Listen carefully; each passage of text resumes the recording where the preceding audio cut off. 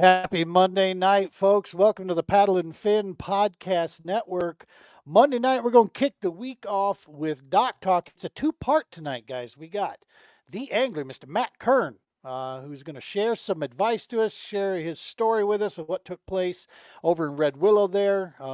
Went for a swim there a little bit. So he's going to share a little bit of his story here for the first time, and he's going to pass on some sound advice here. So you don't want to miss this if you're a kayak angler out there for sure.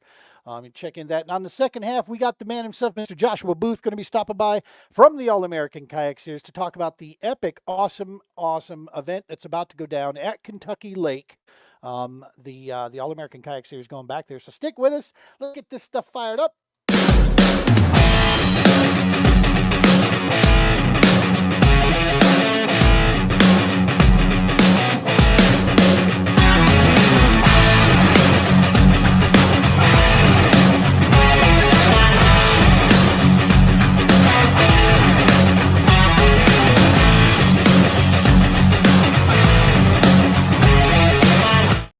Happy Monday again, folks. Thank you for tuning in here. If you're watching live, don't forget, smash that subscribe at YouTube if you get a chance. Run out over there.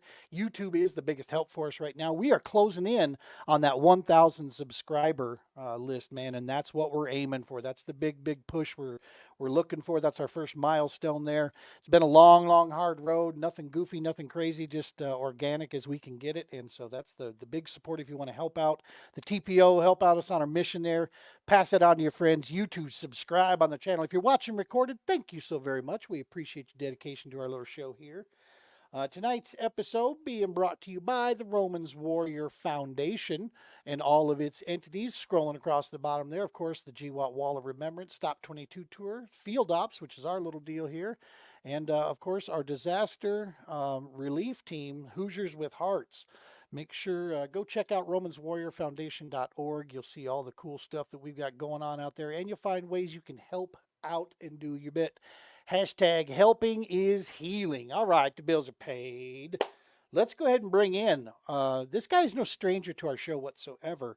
And quite frankly, I think he's built for this. He just doesn't even know it. So a special co-host tonight, we have none other than Mr. Jimmy Straws, as affectionately known, Mr. James Strawbridge. Just get him in here. What's up, brother? What's happening? What's going on? Thanks for having me. I think we might have to change my name to Jimmy Straws down there. Right.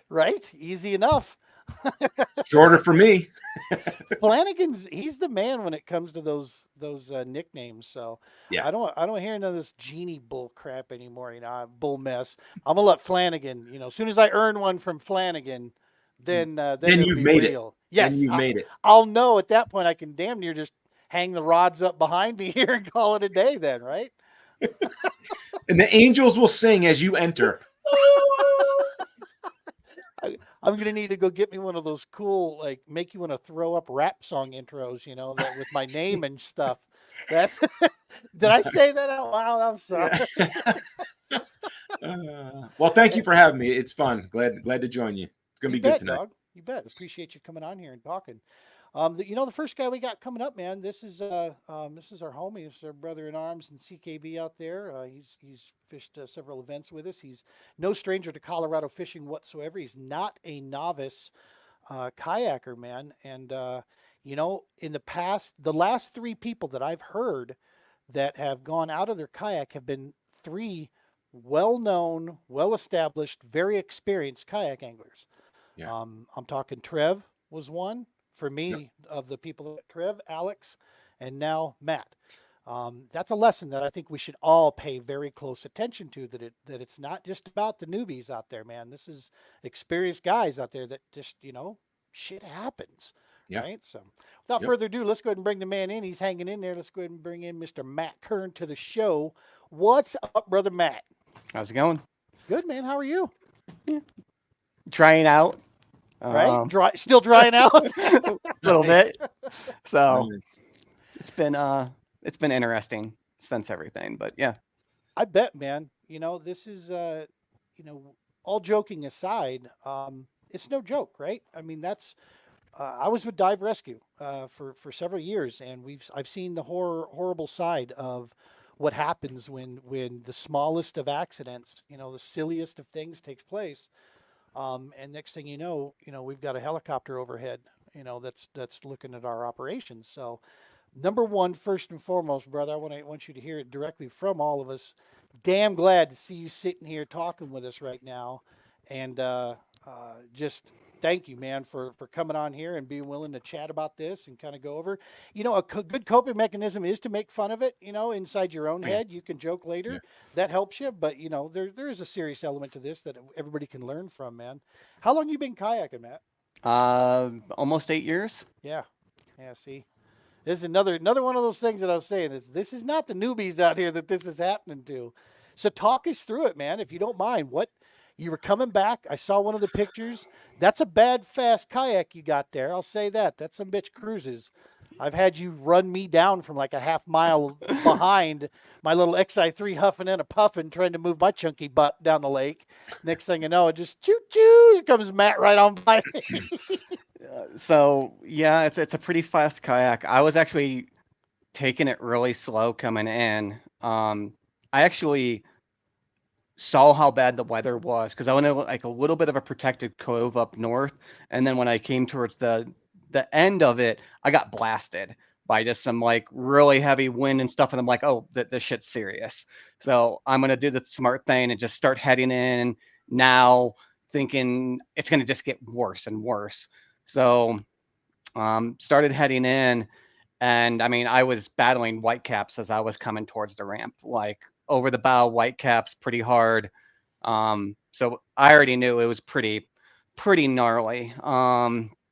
It was blowing what, like 15 to 20, somewhere in there, you think, Jim? Yeah. Yeah. It was sustained too. It wasn't like you'd get these gusts. It was just ripping right down the pipe, right down that hole from south right up that north pipe. Yep. And that's And where I was straight at coming you. from, was north. Yep. So I was facing the brunt of the shit, just to call it what it was. Yeah. And I mean, I was doing okay. Kind of managed it. I did have one boater that like paralleled me with a massive wake as well while I was coming up, and that was gnarly as well. Like, but ended up getting all the way to the ramp, and you know, I thought I was golden. When you see the ramp and you've just dealt with, just awful weather and conditions, you're like, I'm home, I'm good. And I do the big turn to kind of face, to get good. And I got hit from the side, and then it looks like either it was still from that power boat that went earlier. I got a wake from behind as well. So I caught one from the side, one from the back, and it just threw me. Like, just Total right flip. over the front, and just threw the kayak on top of me.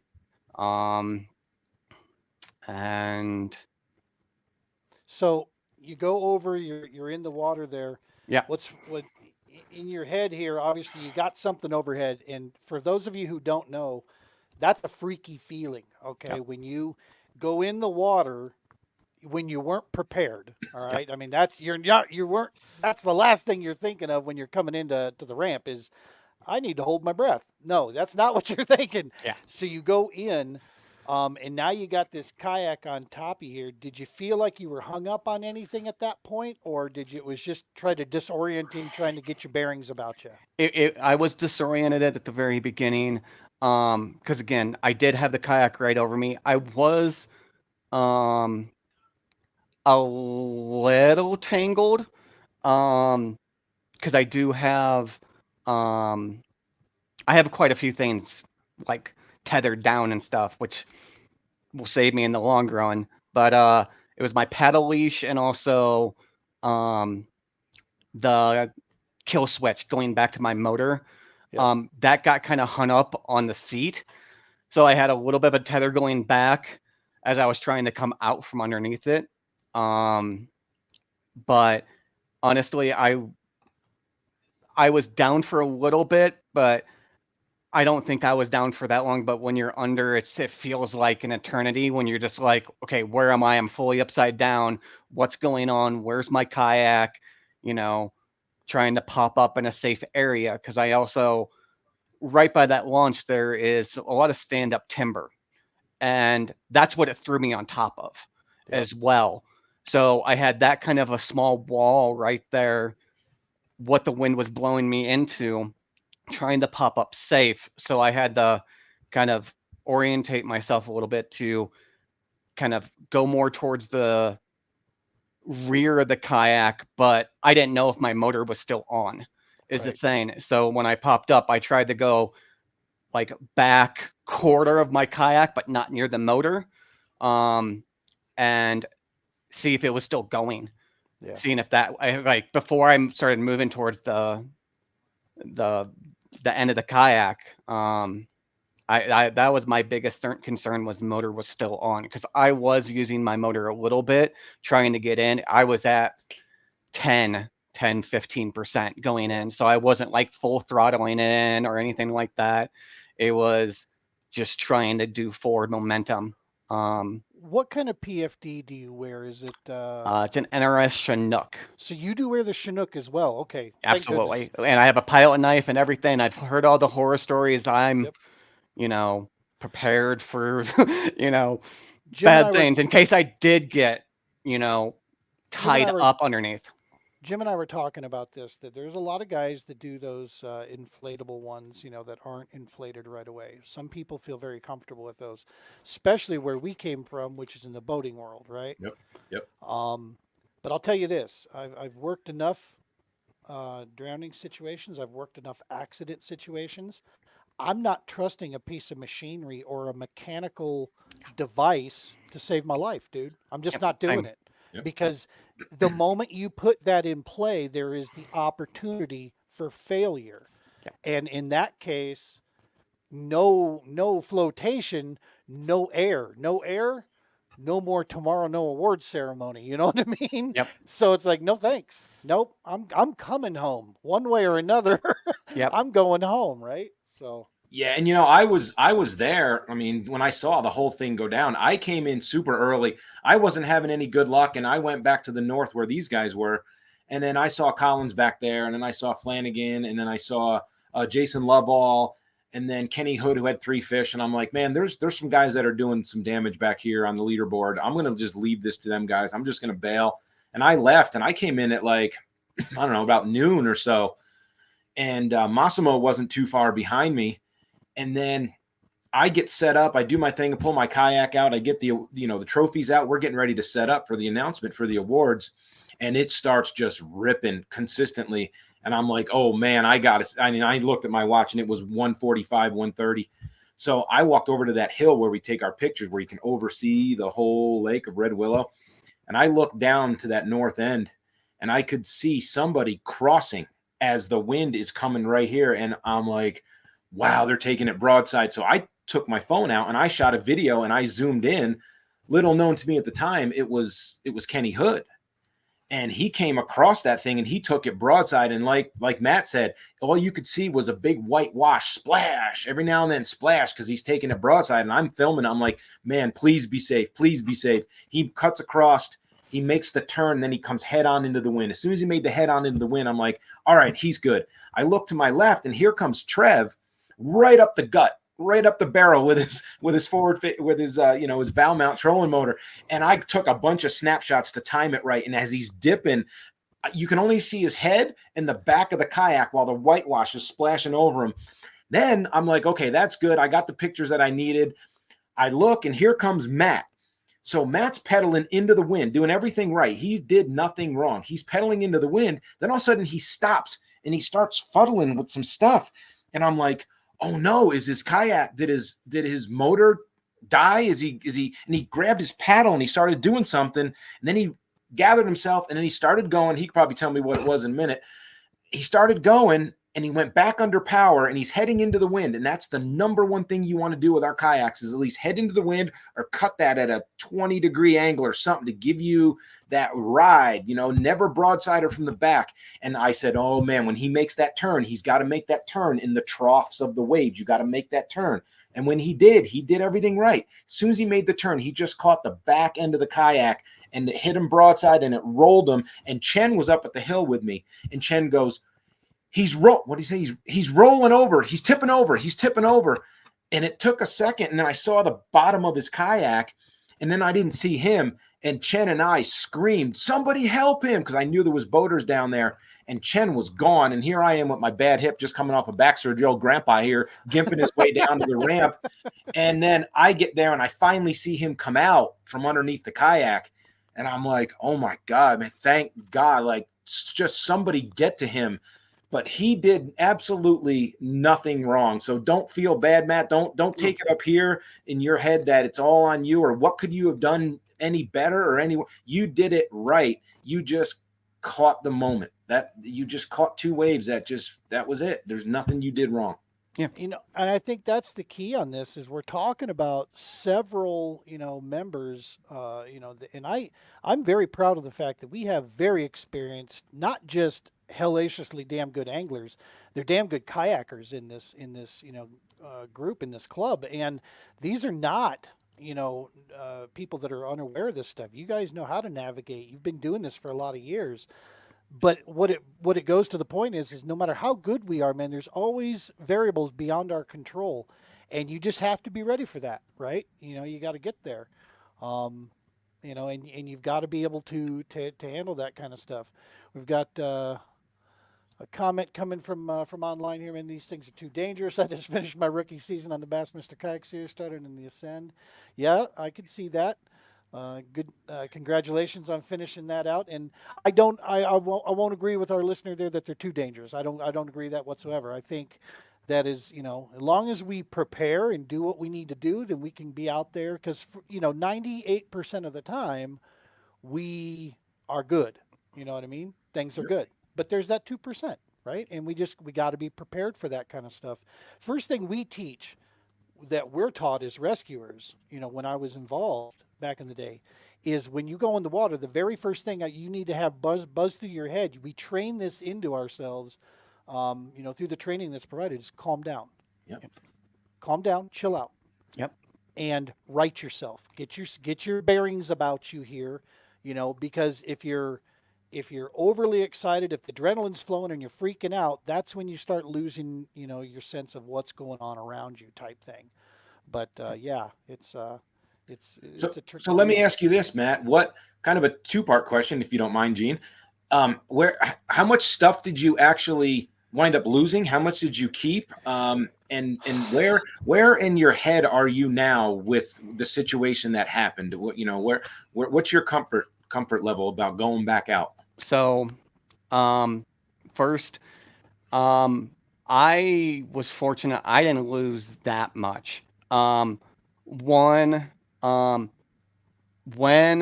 pontoon boat picked me up, and then we got a rope, and I went back in the water to try and get my kayak because it got stuck on the trees and stuff. Yep. I swam back out to my kayak after getting on the boat. Yeah, I saw that. And during that, I actually got hit with my black pack underwater, hit me in the legs. And I was like, what was that? I reached down. My black pack actually had unstrapped, untethered from the back of my kayak because I just used the little C clamps and stuff. And it's usually pretty rock steady, but it came off. And so it hit me in the legs. I ended up pulling that from underneath my kayak and getting it to the boat. And I only lost one rod, came out of it under the water, and the other, it was wrapped around the trees and stuff. The line was, so I just grabbed it and threw it, because I rods are not important because we know how much tackle we carry in our tackle trunks and stuff like that. Right. So got that onto the boat, and then overall, so I lost 2 rods. I lost my net because I didn't have it tethered down, which that's going to get fixed. But and then I lost some pliers and stuff like that I keep like up front. And I lost one my my oh crap tackle box because I guess I didn't have my strap down for my junk drawer, so it popped out as well. So some very minuscule stuff. Yeah. That's all I really lost going into the water. My fish finder was fine when I got back home and stuff, Yep. There is one bigger casualty from all of this. My NK300 was done. It would not recover from error messages. So I'll kind of segue into something. This was the battery itself that went in the No, water? the motor. The motor itself would not turn on. The controller kept on throwing errors and stuff like that. It was done. It would not power on. Like, it would power on, but Oh as soon my as I put gosh. throttle or anything, it started throwing errors where it was just disabled. So I started reaching out to Newport, all that. And actually, the day after everything happened, Caleb Zimmer, who wasn't even at the tournament, who works for Shields, just reached out to me and was like, dude, is everything okay? Just checking in on you, because I bought my kayak, I bought the motor, bought a lot of things because I like representing, because they're a big sponsor for our clubs and everything, and they took good care of us. So when he reached out, I ended up telling him, hey, the NK300's dead. I'm putting in a warranty claim, all of Service that. ticket. And he just says, give me a moment. Let me make a couple calls. And then he called me back 30 minutes later and he was like, just come into the store. I've got you. And he replaced out my entire NK300. No questions asked. So Yeah. Sheila's is just taking care of the angler. So I went from, I'm down, because the NK100 is not cheap and stuff. I thought I was down a lot of money, or depending on the warranty and stuff. They just swapped it out. No questions Wow. asked. That's great. All that. So I got, yeah. So hats off Caleb and Johnstown Shields, man. Hell of a Absolutely. job. Hell Yeah. of a job to Yeah. step in on a situation. That's kind of a weird situation that it would have a problem with getting wet, right? I mean, it must have got hit. I don't know, right.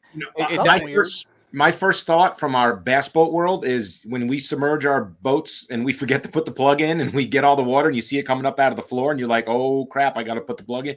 You're good on your boat and your motors. Never done that. Until I haven't either. Thank God. Knock on wood. It's a matter of if and when. I've never not put the plug in. So I've been good so far. But I know if you get the battery submerged, you have now pretty much created that connection. And I don't know if it sends a surge and it shorts out the armature or something in the head because you are now completely submerged. You've created that circuit because water carries current.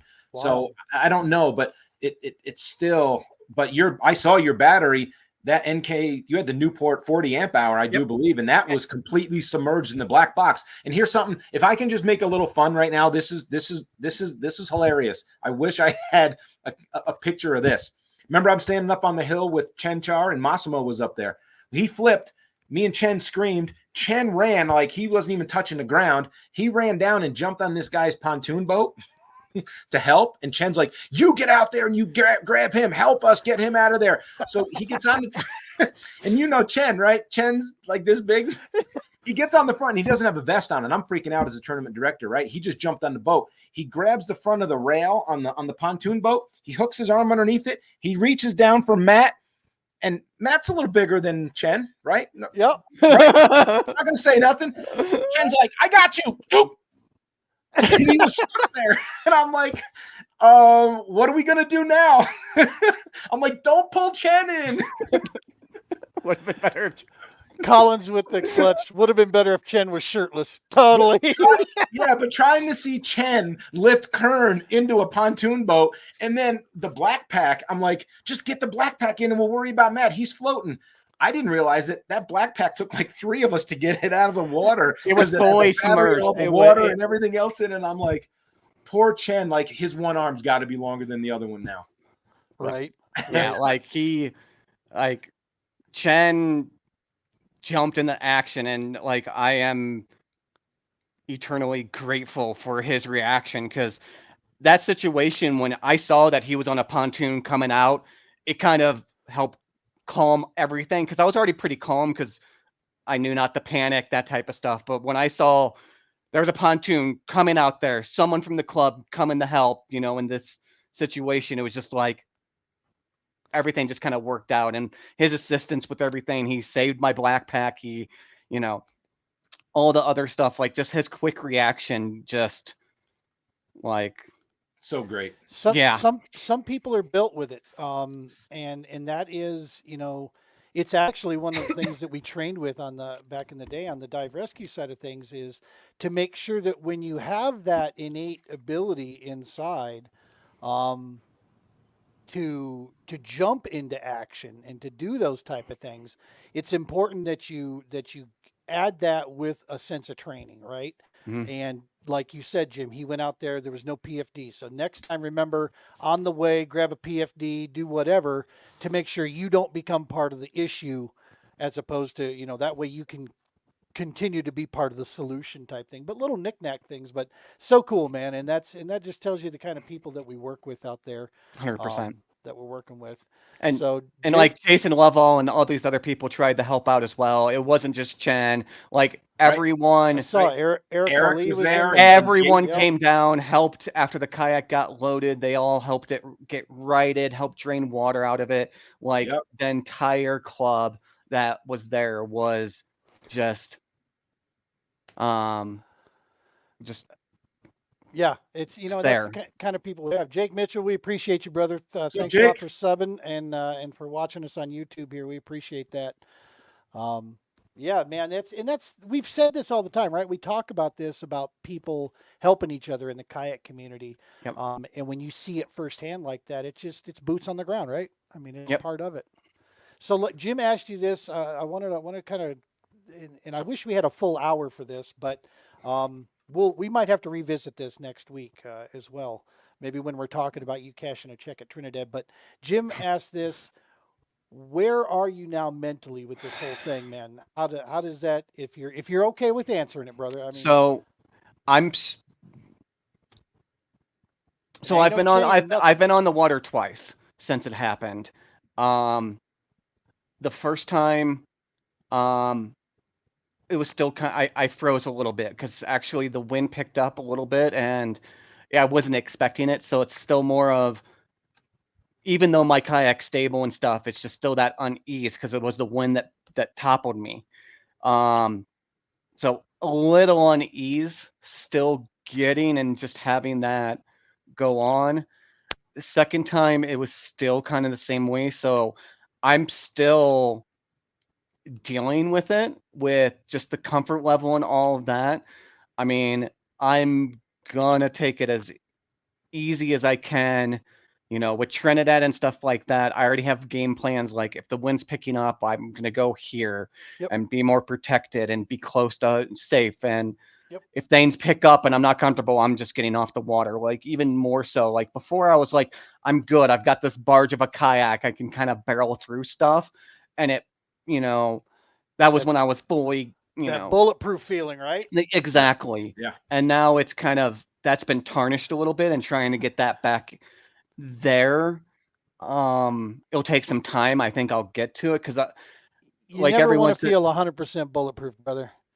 You, I you got know. to you got to know your limits, and Respect the fear. you prepare and Yeah. plan, right? You just plan for what needs to be planned for. So you got it. So one thing I would suggest, and this is just how I would tick personally myself after this, the way I would recuperate from this is I would go to your local lake, wherever it is you live. I'm just going to use Boyd for an example. I would go to the north end. I'd hand launch my kayak. I'd have nothing with me except the drive, and I wouldn't even bring the NK or anything. And I would honestly, purposely, and I'll go with you if you need anything. I'm there. Go out and maneuver into the waves in shallow water. Get used to that feeling again. I know it's hard and it's hard to do, but be safe about it and get used to what it's going to feel like to get impacted from this side and that side. Don't be scared of that, because it's going to happen. You're not going to flip again, but you're going to get caught in wind. And you want to feel comfortable, but you don't want to feel so scared that you're so stiff that, you empty again. up. But get the feel of your kayak, feel that balance, become one with it again. It's easier said than done. But if you ever need practice, you want somebody there, you just call. I'm there. You got a whole lot of us, brother. We'll go. No, we'll go I with you anytime, any place. Practice. And that's the big thing I'll want to echo as well, is everyone from the club reached out. People that weren't even there made sure I was okay, reaching out. Like, everyone was very supportive with the whole thing. You're a likable son bitch, Matt.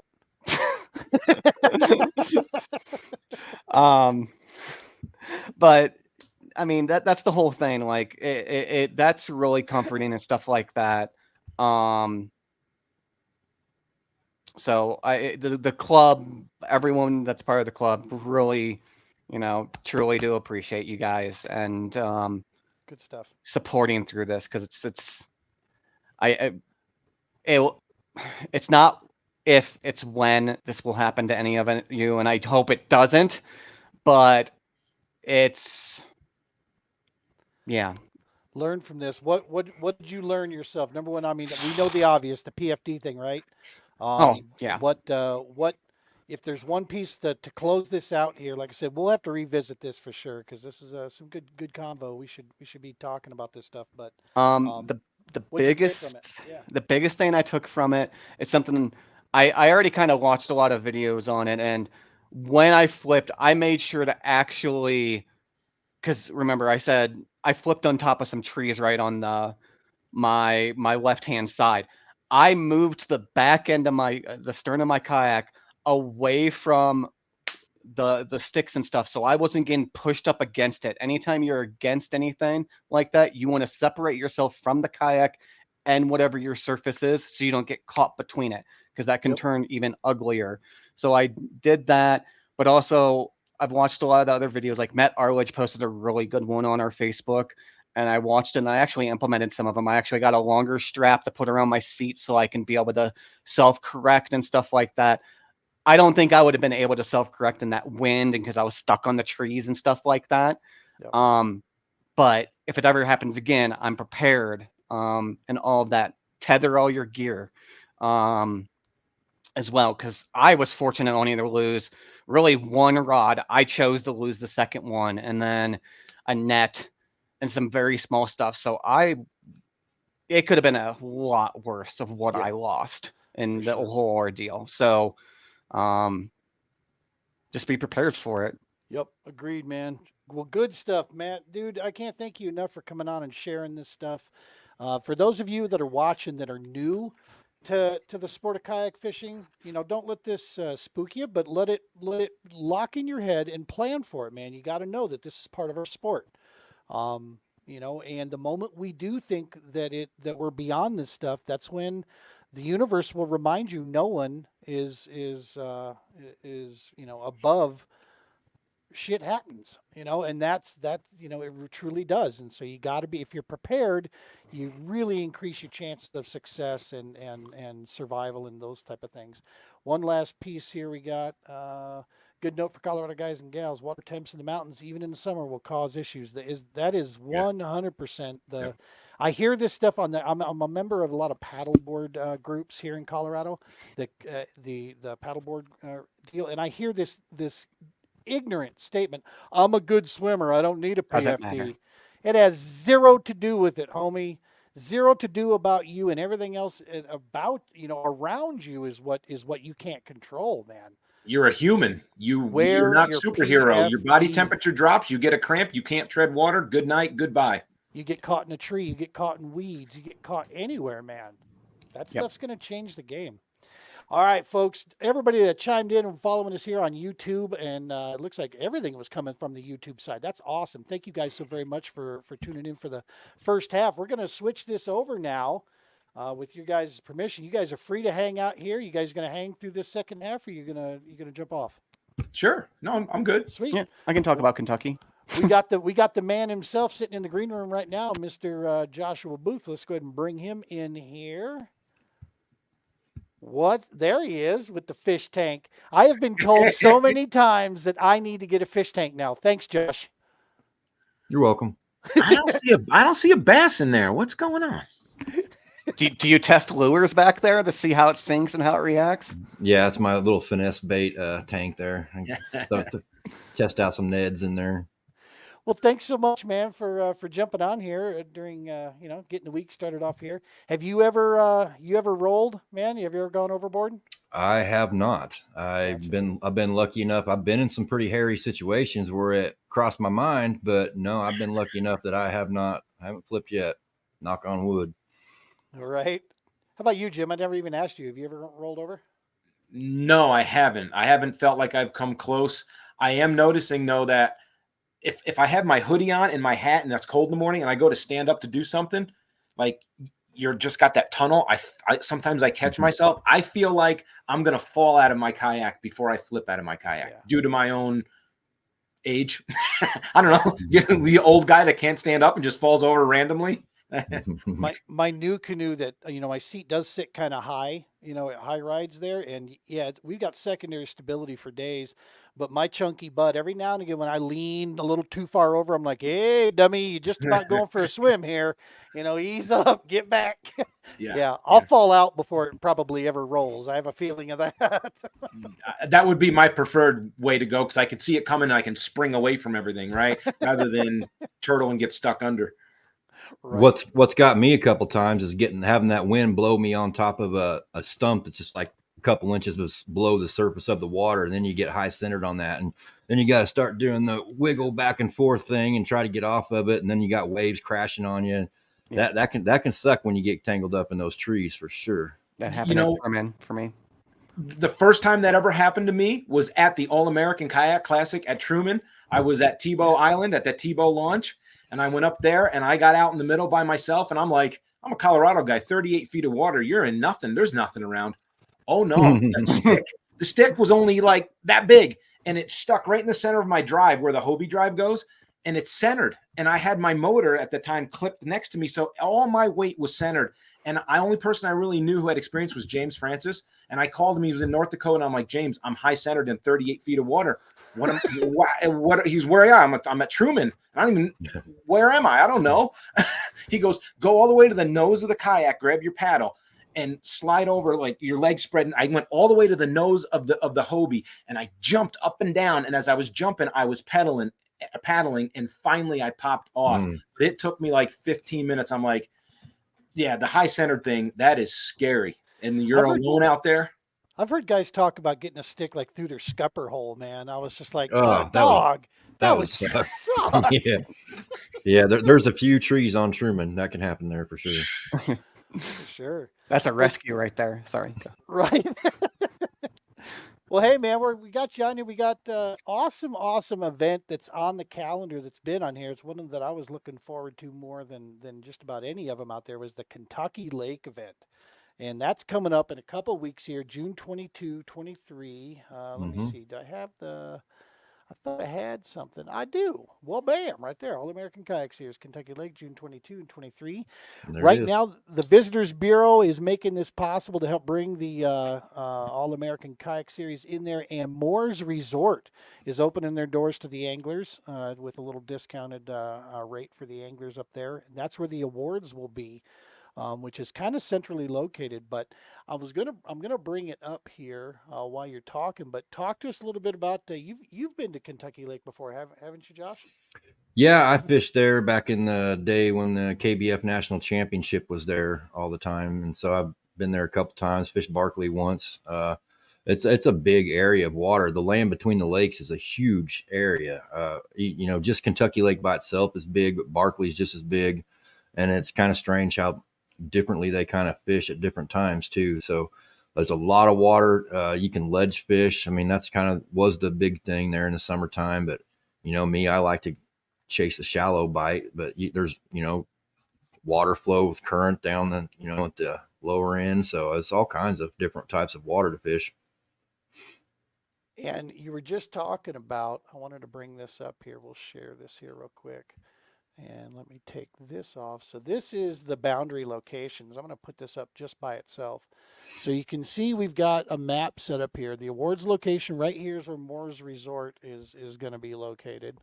You see that, and then the red areas. Those are what indicates the boundaries. And that is a lot of water to choose from. Pretty much you can fish any way you want to fish it. Kentucky Lake's got ledges, it's got weeds, it's got channels, it's got river, it's got still water. I mean, you name it, and you can pretty much get it there. Yeah, it's an awesome place to fish. I mean, on the map, it looks like it's kind of cut off there, but that's a lot of water. I don't know exactly how long it would take. Maybe 2 hours, maybe, to drive from one end to the other. Yeah. It's pretty big. I remember the last time that I was there, I found a spot on Barkley, and it took me 2 hours to get to my launch from my cabin that was on Kentucky Lake. Right. So, I mean, that's a long drive, but that's just how big this area is. Depending on where you stay at, you could have a long drive if you're fishing long ways away. So I would be Sure. looking for places around the award ceremony location up there on that northern end. Personally, yeah, exactly. If not staying at Moore's Resort, if you're by yourself, really, really nice resort there. And there is one thing to keep in mind throughout this, folks, is that you're at Kentucky Lake, which is a bucket list destination place, and it's in June. Okay, so understand that it's peak season time, so there's going to be lots of traffic, and that does mean that hotel prices aren't going to be the discounted off season, off peak, time deal. So you just got to add that in and understand that. But they're really, really accommodating stuff around there. Benton Convention of Visitors Bureau around Kentucky Lake. They've rolled out the carpets this to help bring us in. A lot of good support in the area for this. Jordan Westerman was talking about the first year there was even a longer span of water that was in play when last time we were here, and he said it took him 3 hours to get to the award ceremony. Yeah, we had the river part of it opened up too. So yeah, if you want to go down there and on the river, it was a long ways away. Yeah, and that's it's fun to say we do it, but it does start to peel away from the spirit of trying to fish on one body of water type thing. That's it. There does come a limit, so that's cool that that got the boundaries set in here. I love how you do that with the creeks as well, Josh. That is so cool. Yeah. It takes any guesswork right out of it. Then guys know. And I would say this: if you have any question, if you are planning to go someplace that you think could be pushing the limits, get a hold of Josh immediately and talk with him. He will guide you through that. Don't, subscribe to the ask for forgiveness as opposed to permission bullshit. That doesn't work in tournament angling, because if No. you get if we get pushed, to a degree, well then we got to default to the rule sets, right? So, Matt, Yeah, and also to keep in, sorry not to interrupt you, but I just No, that's wanted good. I just wanted to add that, with our rules, once you launch inside those boundaries, you can go anywhere you want as long as Yep. as long as you can't get out of your kayak. If you can pedal, power, whatever your way in there, scoot across there, you just can't get out in portage through shallow water. But if you can paddle there, you can fish it. It doesn't have to be within that boundary. I mean, you can launch in bounds and go way up a creek if you could float it without portaging. So then there's a lot of options there as well. And to add to that, as long as you are taking out back in bounds, you have to be able to, like Mhm. Josh said, you can't portage, you can't take out of bounds, like go 13 miles up a creek and have somebody, meet you up there. Nope. You got to launch in bounds and come out in bounds. But yeah, you can go anywhere you want to inside, which is super cool. I love that the All American allows for that. Kind of stays true to the kayak game, right? So Mhm. those red lines that you had made, that's the launching inbounds, right? And then if That's you correct. launch there, you can then breach those red lines as long as you don't hit dry land, portage, get out and walk across. Yep. That's absolutely Yeah, correct. that's cool. That's a great rule. That's a great rule because it keeps people really on the lake intended to be there. Yeah. Yeah, and it also allows you to maybe get in some places where boats can't get to, which is what we all love to do in kayaks. Maybe go way up a creek or something and get into some skinny water, or maybe an area that maybe other people haven't discovered or know about. That speak. But yeah, it just lets us do our kayak thing and get back into some of those backwater areas. That's I awesome. don't fish a lot of the national stuff. I do some stuff, but I just don't travel much because of work. But with your format with the 10 fish in one day, if a guy went way south on Barkley, let's say, and you guys are kind of up in that northwest corner of Kentucky Lake, that's that drive you're talking about to get there. Could it be a good strategy to go poke 10 good ones and then maybe not have to run back there at the end of the day? And, you got a decent little bag going and you could kind of stay up by Mhm. the awards for the following day?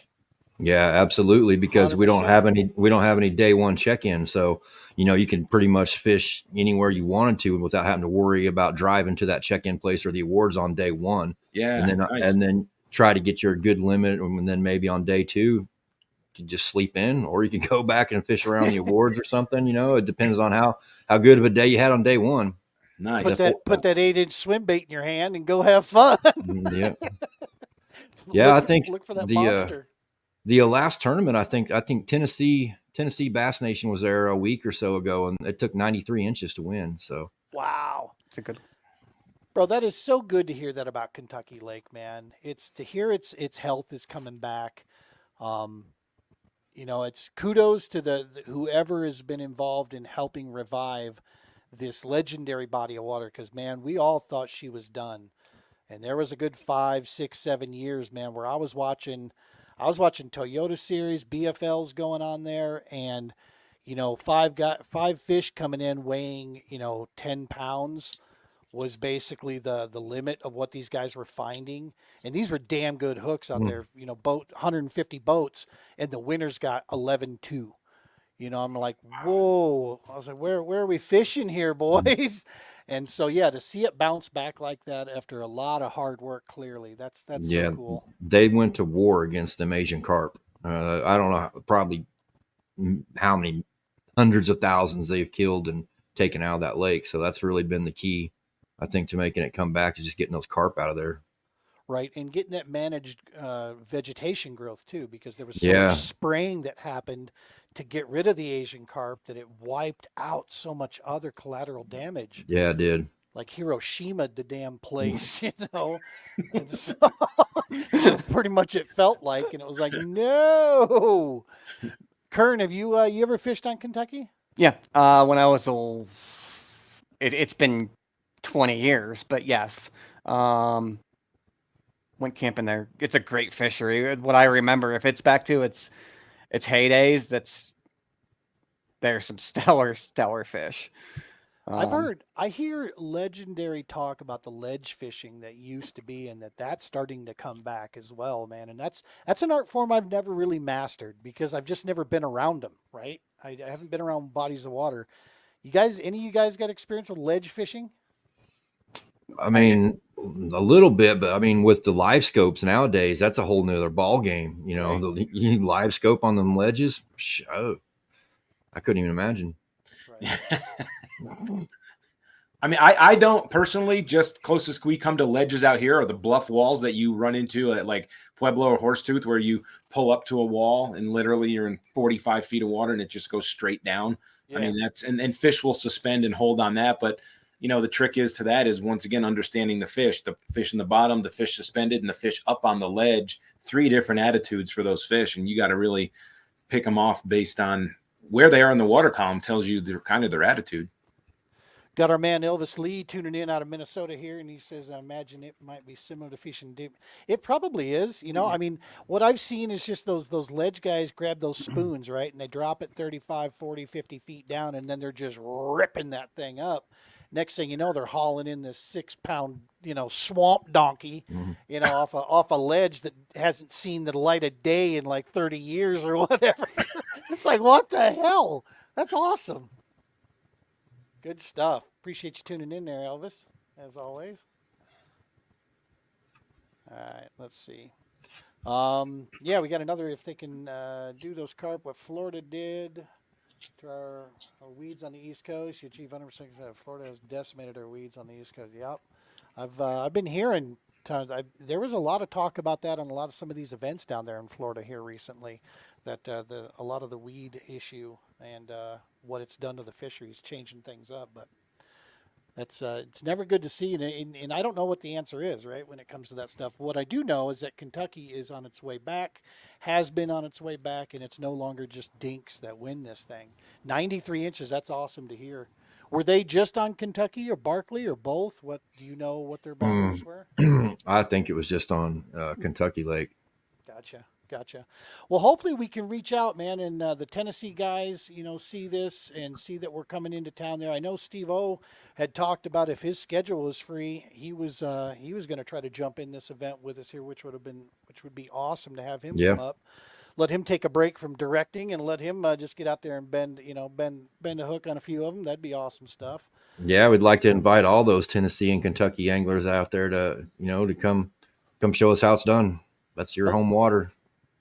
In this, it's rare that we go this far east, right? I mean, it's a rarity that the All-American steps on the east side of the Mississippi River.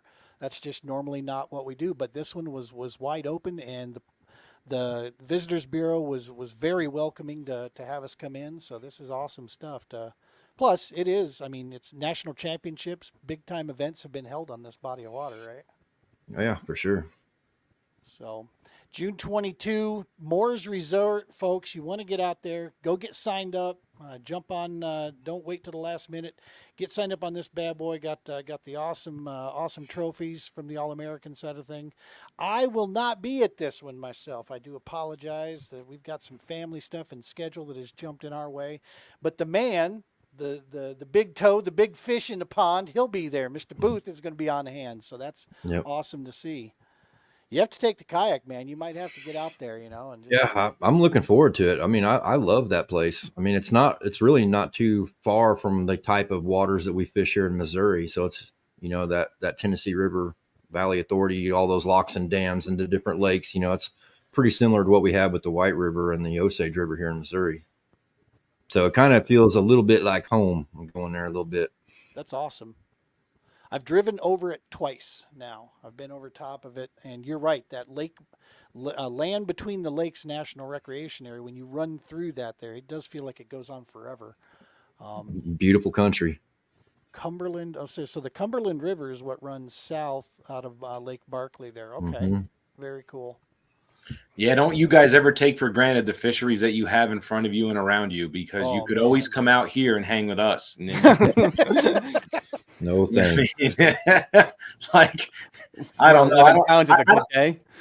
Yeah, exactly. I don't even know. I'd have to retire and buy a house with cash to live out there, because if I ever financed a house and had to go to work with all those lakes around me, my house would get repoed. I wouldn't even go to work. I'd be just like, you're done, Strawbirds. We're taking your house. Yeah, I'm telling you, man. It's every time I go to Missouri, there, it's just like second home, right? It just feels like I'm home when I'm in that state. I love it there. I love the people there. I love and the wateries. The wateries, that's a word. I'm going to make that one up. Yeah, I've got a sunbeam coming through here doing some numbers. Here. That's awesome stuff. Yeah.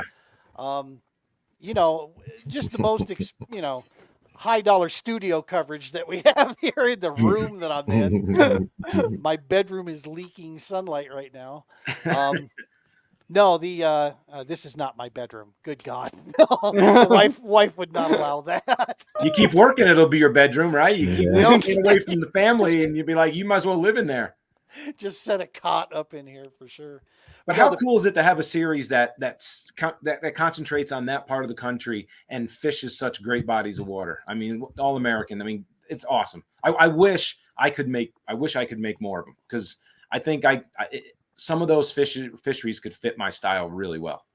I do too. I knowing you well enough that it would. And that is the thing, man. We talk about this all the time. The All-American Kayak Series is designed for the flyover states. It's the Midwest of America. And to see the work, Josh, that you've done with this series, to not put it in competition with bass and Hobie, but to work side by side with them.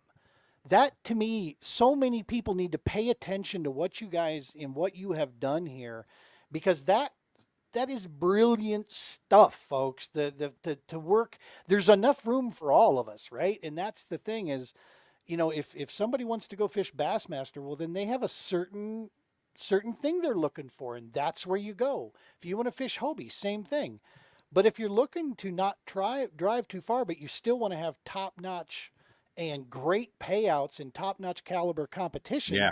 Yeah. And you don't want to drive more than about, 4 to 8 hours is kind of your limit, then the All-American Kayak Series is there for you. Now, unfortunately for those of us in Colorado, everything is 12 hours, away. That's just the way it is. We're just out here on the edge.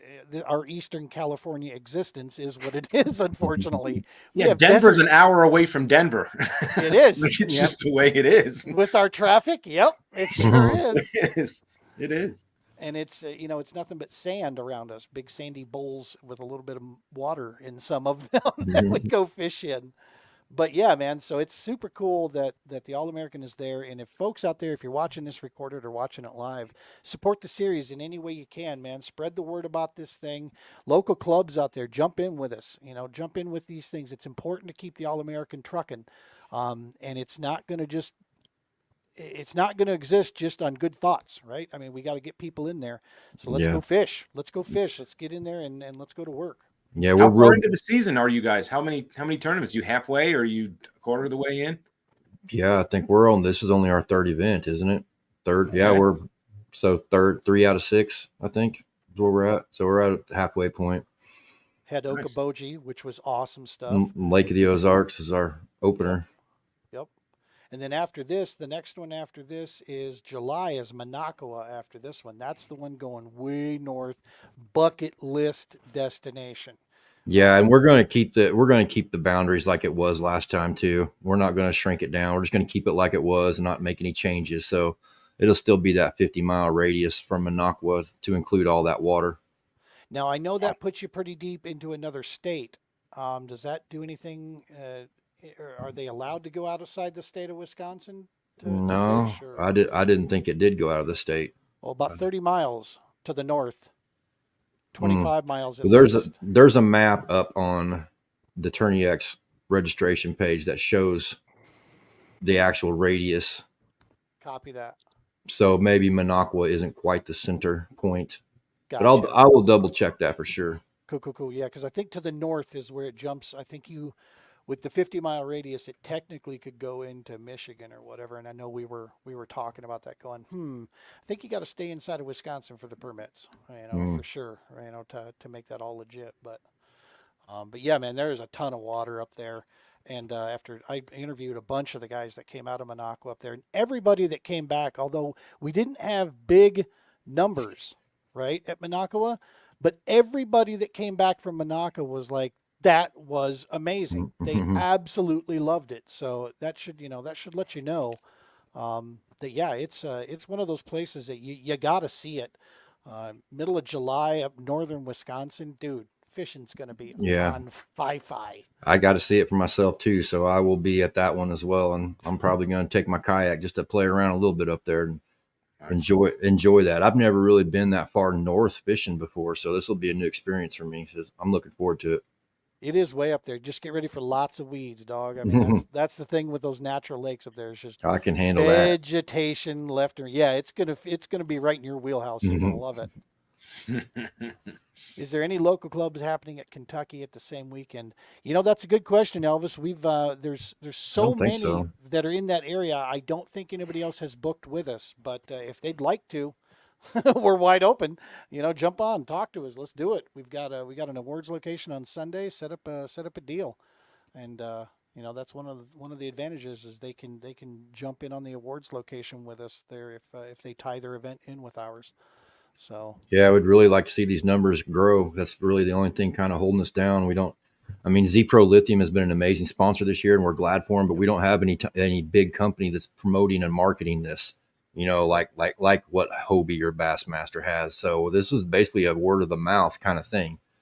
So we really need to get those numbers up in order to be able to keep doing this because it's getting kind of low, and we're kind of rebounding a little bit this year. Not too bad so far, but I'd like to see that trend continue. 100%, man. And we can't do it without local support. That's just one thing too. Grassroots, right? I mean, that's what we're talking about here. Anglers talking to other anglers helping us promote this thing, talk about it. We have, the people that fish this series are some of the best damn people that you're going to meet. Love fishing with these guys, and we just want to keep that rolling, man. Like you said, we just need a little bit of support out there from we take care of each other. That's how the All American will survive. That's how it moves.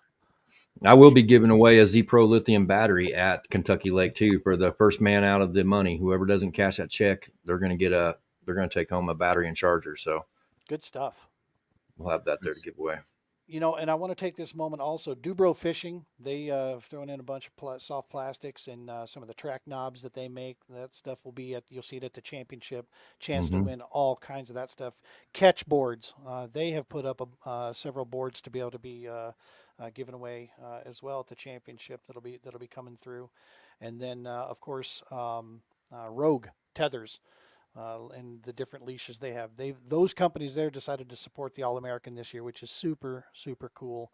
We love you guys for your support. We appreciate it working with us.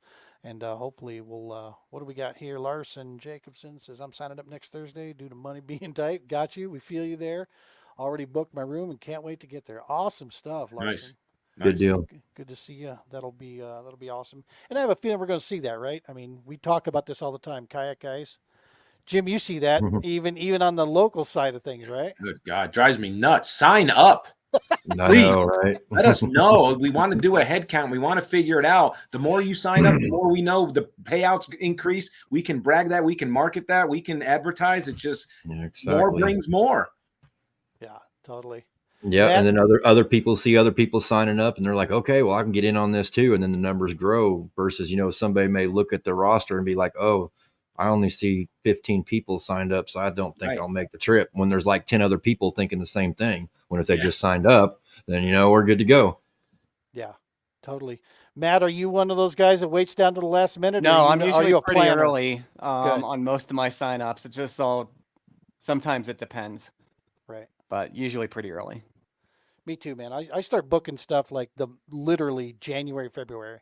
It's like start locking it in, get it out of the budget, so I don't even think about it.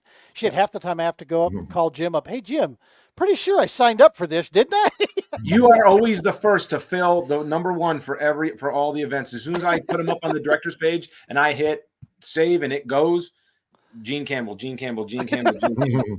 it's just so appreciate that. No, thank you for that. Because see, you hit me during podcast season, which my fat butt sits right here with multiple monitors, and I watch things. So you don't leave that room. It's true. No, you really do stay there. Yeah, if the wife would let me bring a small fridge in here, I might not see daylight for a while. Nice. What do they call those red things that truckers have? Those little Johnnies or whatever they have one of those at my desk, a urinal. Oh, no. Oh, yeah. It's like we're drilling more holes, Gene. Drilling more holes. Right. Yeah. So I got to share this story. Okay. So my man Strawbridge here is highly skilled when it comes to anything dealing with construction and contracting. Okay. Just understand that, like next level generation, high ass skill level. I asked for his help to put a vent in my trailer. Because I've got my 7x16 tin can I roll down the highway and I bunk in that, right? Well, I got my AC, and Trinidad, Colorado is on record as being the hottest recorded place in Colorado ever. So it's like we're going down in June. Yeah, I want my AC running, right? I want that thing ready. And I got to vent that hot exhaust out the bottom. So we cut a 6-inch hole in the bottom floor, that I'm going to vent out. We get the HVAC stuff in there. First thing, Jim looks at this and goes, he's going, you know what? You could pee out of that thing right there. The first thing that came into my head, I'm like, it's the middle of the night. You sleep in this thing and there's a giant hole that leads to the outside. Oh man, I know right what I'm going to do with that thing. If you look at my 2 blue water potable containers, one of them has a black X on it. Guess what I use that one for? Make it a big X. Making a big X. Yeah. Big X. Skull and crossbones on it. You should add to that too. Don't drink or wash your toothbrush in this. Yeah, this is not Gatorade. Yeah, I don't drink yellow Gatorade for that reason. Mm-hmm. There's no mistaking it. I just thought it was great, though, that the first thing Jim sees with a big ass hole in the floor, you could pee out of that, I think. I have a 7x14 enclosed trailer that I sleep in as well. So I know in the middle of the night, you're like, I got to get up. Do I get up? Do I want to get up? Because if I get up and I go outside, I'm done. I'm up for the night. Like, I don't care if it's 1 o'clock. I'm just one of those guys where, there's the big Gatorade bottle or a bucket. I'm ready to go inside and I'll get rid of it in the morning. Like, I'm not going to lie. I'm not proud. No. At least you're not cutting a 6-inch hole in the floor. Not yet. Not yet. We're going to test out your air conditioning this weekend. And if this works, Yeah. I have a feeling the wife's gonna make me buy one. Thanks a lot, buddy. Appreciate it. Hey. $500 down the drain. I'll come over and help you out. Don't you worry. Yeah, you've helped out enough. You've spread the word that it's nice and cool in there. Now the wife's like, "Oh, I'm gonna come with you, and I'm gonna stay in nice cool air conditioning." Well, in the fact that I got a freezer, I can keep ice cream in there. I mean that never hurts either. What a jerk! You're disqualified. DQ instantly. Yeah. Well, good stuff, Josh, man. Thank you so much for coming on here. Folks at home, if Appreciate you're it. watching this live, get signed up. All-American Kayak Series, Kentucky Lake, June 22nd. Where did that snazzy little banner go that I had? There it is. June 22nd, 23rd, Saturday, Sunday. Remember, 10 fish format. This is a super cool format, getting lots of good feedback on it. It's a different experience, man, than what you've had before, but yet still familiar enough that it doesn't feel like foreign territory. But it is a cool. It adds a different layer of strategy to the whole event, which is always a good deal on 2-day events. Day 2, you're done at noon. I got the awards at Moore's Resort there, like 2:30, 3 o'clock range is when it'll go off. That'll give you time to get back on the road, man. And you're home Sunday evening. Can't beat it. Good stuff. Or like Josh said, if you go out, slay them on Saturday, take it easy on Sunday, and yeah. I can't beat that. Go check out the local area. So good stuff there. What's next for Moyak, man? You guys got Table Rock, or did that just go off this weekend? We just had Table Rock on Saturday. Nice. How was that? It was a good one. It was a little windy, a little bit of boat traffic like usual, but the guys caught a lot of fish. We were down on the western end of the lake, and a lot of numbers were put up. I saw Dominguez found himself a slob, bro. Yeah. Did that take big bass for the event? Had to. Yeah, 22-incher. Yeah, that was a big bass for sure. Second place big bass was 21 and 3/4, I think, or 20 3/4. So there's Table Rock. There's several 20s Is that that whole were caught. lake open for you guys, or do you cut it off half for just kayaks because it's so big? This is the first time we've ever tried cutting it off. We did do on just half of it this time, but the championship's there in October, and that's going to be the whole lake as well. So normally we fish the whole lake, but we only go there during the spring or fall because of the heavy boat traffic and the tourisms and all that stuff. Yep. And so this was a little experiment to try to squeeze in there in June, in a different part of the lake that might not have as much boat traffic, but it didn't work out too well. But the lake still fished well, so that was good. No kidding. Yeah, dude, I saw when you put that up there. I'm like, oh, Dominguez, there you go, brother. Go get you some. That was a huge, big old green one coming out of Table Rock. Yeah, they're in there. You make a Mount Rushmore of bass lakes. Table Rock's got to be on your consideration list, right? I mean, it's so legendary. It would be for me. Yeah, it's got to be in there, and so I'm super excited for our championship coming down there. Especially the time of year we're going to get there, man. That's good. That could just set up really, really nice to have close out the season on a really big high note, man. Yeah, it's one of those. September? Yeah, I think the 7th and 8th. Wow. But Table Rock's one of those lakes that you're probably not going to go out there and catch you a double digit, wall mounter, but you can go out there and catch 30, 40 fish that are all over 14 inches in a day, and that's kind of normal. So you can just have a blast, and it's also a beautiful lake with lots of places to stay and campgrounds and access points everywhere, boat ramps. So it's just, to me, it's like it's a great lake to fish, one of the best. And that's your championship that's down there, right? You guys said. Yep. So what's the qualification? 12th. What's the qualification to get into that? Is it open, or do you got to be in a certain point standings to make that event? The All-American Championship is going to be there at the same time with Moyak. Combined them this year. So nice. The All-American is an open championship where anybody can come fish it, but the top 25 in AOI points are going to get a ticket for free, no entry fee. That's nice. And wow. So we're building up the pot. I mean, there's thousands of dollars already in the pot already for the championship to cover for that. So, and then Moyak is going to be a closed championship. That's just going to be for the top 50 in AOI only. Right. The club kind of voted on it. They wanted to close it off and make it a little bit more prestigious and a little bit more elite. So top 50 get in with no entry fee for Moyak. Very nice. That's Good job on that. Yeah, October 12th. Well, with the All American, we got June 22. We got Kentucky. July 27th, you'll be up way north Minocqua. Minocqua. Next event, I'll be at. I'm super looking excited to this one. August 17th, we're going to be in La Crosse, Wisconsin, man. Going to the river in August. Mm-hmm. Frogging. Ribbit, Gonna have a good ribbit. time. Yep. September 14th, we'll be down at one of your favorites, Josh, at Washita there in Arkansas, Mount Ida. Another location. another beautiful, beautiful lake where you may not catch a 10-pounder, but you're going to have a great time and a great experience just traveling there too. Beautiful country. It's in That the is. mountains there. I'm not a general big fan of a lot of Arkansas, specifically anything around Little Rock. Not a big fan of that area, but I got to tell you, Yeah. when we went down to the championship last year and I drove through western Arkansas, that is freaking amazing. That's like a picture book, man. It is so Yeah. beautiful down there. It's It really is. amazing stuff. Wachita Mountains are beautiful. They really are. Yeah. We try to get down there at least once a year.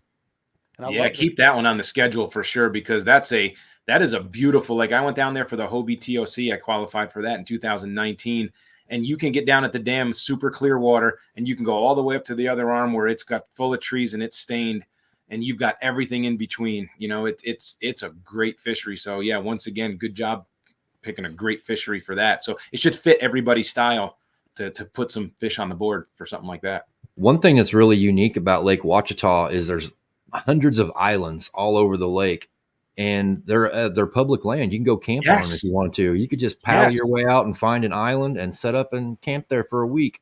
I mean, if you want to take a vacation, it doesn't get much better than that for privacy and getting away and going fishing. I haven't done it yet. My daughter and her husband did that a couple years back, but I want to do that as well. I don't know. I'm getting kind of old for camping trips. I kind of like that hotel bed and air conditioning. But the younger me would really love to get out there and stay on an island for a week. That would be awesome. I'm right there with you, brother. 100%. Yeah, a couple beers, I'd be sleeping on the ground next to the fire. I'd wake up with mosquito bites all over my face, but I'd be happy as hell. I'd be that's where I'm at. I'm with you, Josh. I'd give me the hotel or something soft to sleep on, but once a year, man, if we could get like 50 of us kayakers out there and somebody with a pontoon to bring some stuff out to us, we could all hang out on an island. That'd be awesome. Barge. Dude, tournament headquarters at an island. Float plane us in. They would condemn the island after we were done. We should set something up like that. We should do an island party at Wachita. That would be cool. That would be bad. That would be badass. Yeah, that could be a ton of fun. I bet you get some takers. Plus, we know a few guys down there in Arkansas that watch Moyak pretty close, and they watch the All American. That group down there, those are some hooks for sure, man. Those guys, a lot of fun. Yeah, and I don't think there's any scheduling conflicts with the Arkansas clubs, so those guys should be there in full force. That'll be awesome. That's going to be that'll be your group to beat right there, hands down. Yeah, their backyard lake for sure. So good stuff. All right, brother. Well, listen, thank you so very much, Josh. We again, we can't thank you enough for everything you're doing with the All American, for putting our stuff together, and. I just noticed, guy over here, Gene, great vape. Are those TV? I don't know what they are, man. It's just I chief away at this thing. I smoked for 28 years. That got me away, and I'm almost out like very little to no nicotine. So that's what I do with my vape. Yes. So I thought that was funny, but anyway, back to what I was saying. Thank you, man, for keeping the All American alive, for putting this out there as an option for anglers in the kayak industry, bro. You've been to the highest mountain. You've done, what you've done, but your biggest impact, the way that you have affected our sport, Josh, is providing opportunities for guys to keep going, man, and keep doing it. And this is stuff that's going to last. I mean, you're cemented as one of the OGs of our sport, brother. And that's awesome stuff, man. We appreciate all your hard work, because I now know firsthand, folks, this is not something that happens overnight. Good night, the amount of work that goes into putting, this stuff. Jim, you do the same thing at the local level, and Josh, you're juggling between a very big local, state club and a national series. So that's awesome stuff, man. Thank you so much.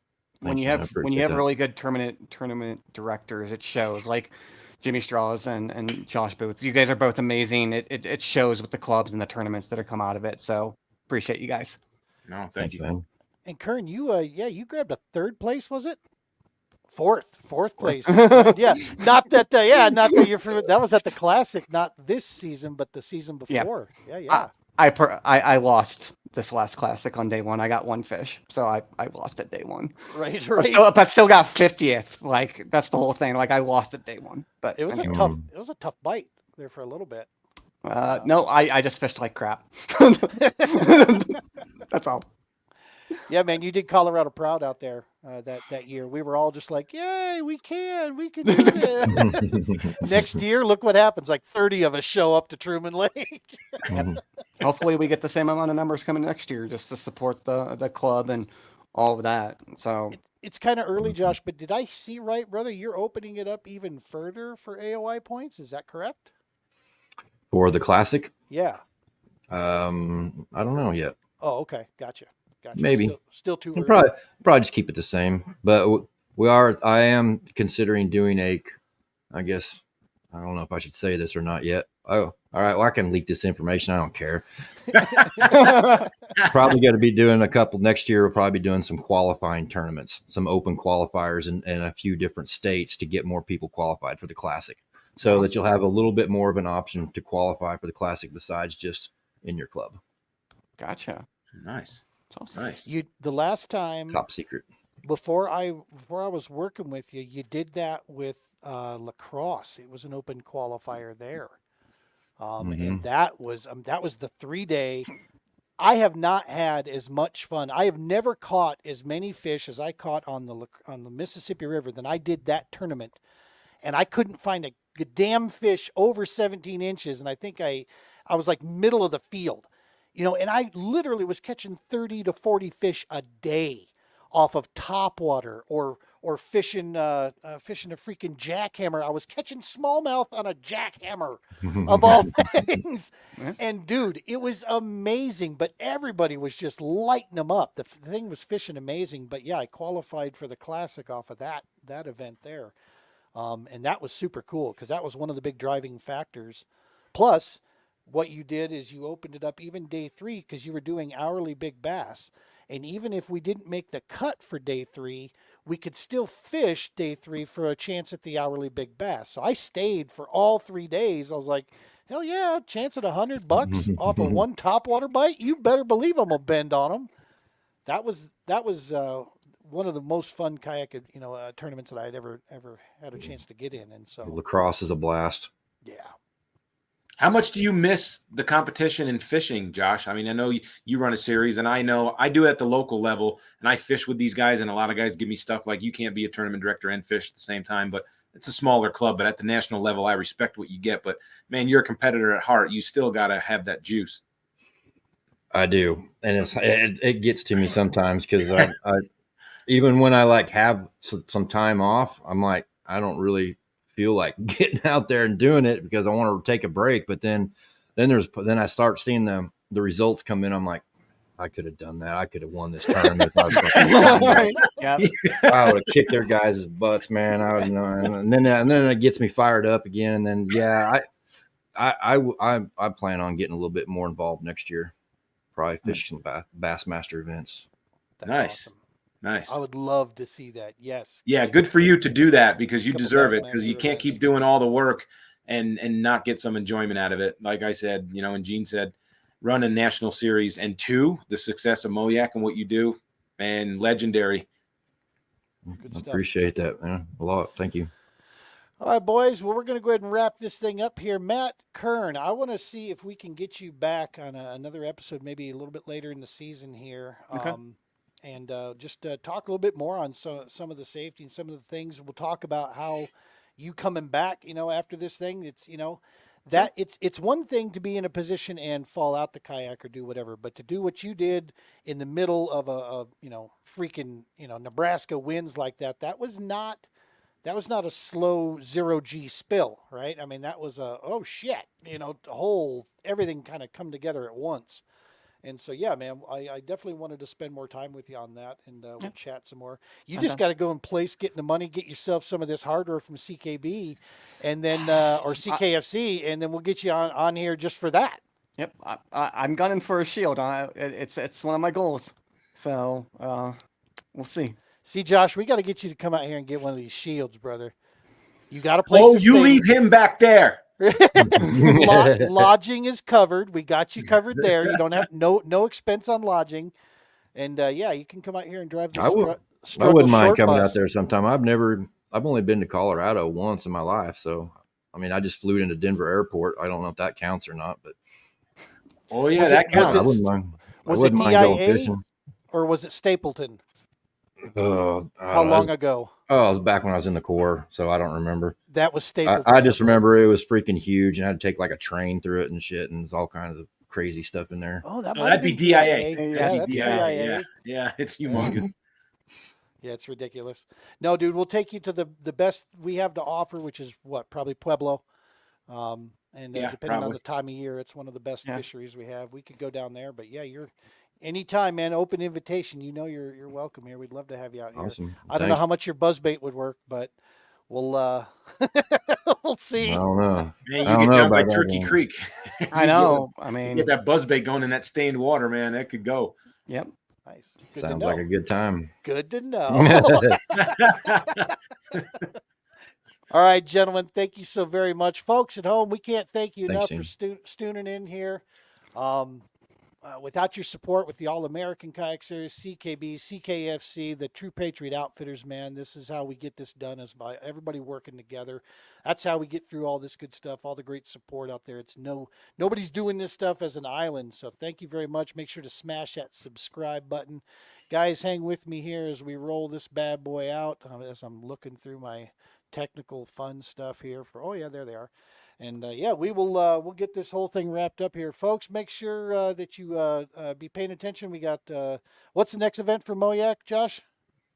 Next event for Moyak is we're going to be going out to Poplar Bluff with the Kayak Adventure Series with Drew Gregory and his new tournament format out there. Dude. So we'll be doing our Roadrunner event with them. So Tell that's gonna be Drew I fun. said what's up, and I'm gonna be getting a hold of Drew because I'm working on something behind the scenes here that Drew's name has been drawn out of the hat, and I got something I'm working on. So Drew, if you're watching, if you catch this, brother, we're gonna be getting in contact with you very soon. But yeah, that's gonna be fun, man. Let me know how that whole series, because that looks like quite the event that's about to go down. Yeah, he's been doing a great job with that so far. I'm excited to see how it goes. Good stuff. And we got CKB Trinidad on deck this week. We're going down on the hottest possible day, Thursday, which is about 100 plus 150 degrees, whatever it's going to be. We're going to go down there and be running around like little boiled potatoes on the water. And it'll be 50 degrees at night, and you'll have 7 blankets on top of you. Yep. Exactly. Crazy. Exactly. Welcome to the desert, baby. Right. Matt, you keep trucking, brother. Like we said, you want to put together a group of guys. We got your back. We'll go out with you anytime. Otherwise, we will see you at Trinidad. Is that true? Yep. I'll be there Thursday. Sweet. Awesome. All right, gentlemen. Folks, as always, much love, tight lines, be safe.